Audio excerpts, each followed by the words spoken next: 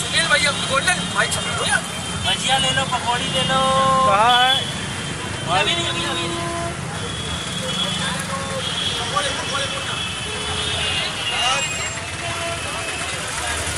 आज यहाँ पर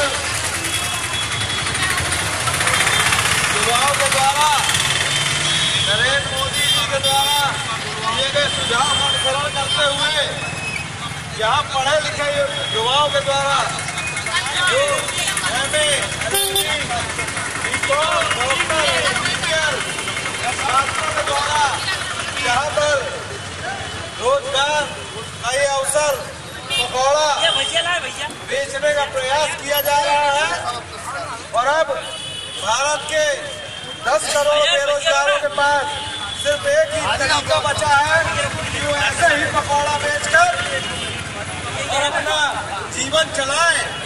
लेकिन एक चीज नरेंद्र मोदी को समझनी चाहिए कि अगर 10 करोड़ युवा पकौड़े बेचने लगेंगे तो पकौड़े कौन खाएगा?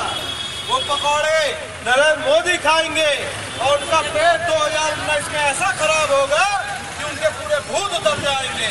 जिस तरह से युवाओं का लगातार मजाक बनाया जा रहा है, ये युवाओं के साथ खिलवाड़ है। जहां एक तरफ आपने बड़े बड़े इंस्टीट्यूट खोल के शिक्षा माफिया द्वारा मोटी फीस लेकर उनके कोर्स कराए जा रहे हैं नौकरी के नाम पे, जहां नरेंद्र मोदी ने कहा था कि 5 साल में 10 करोड़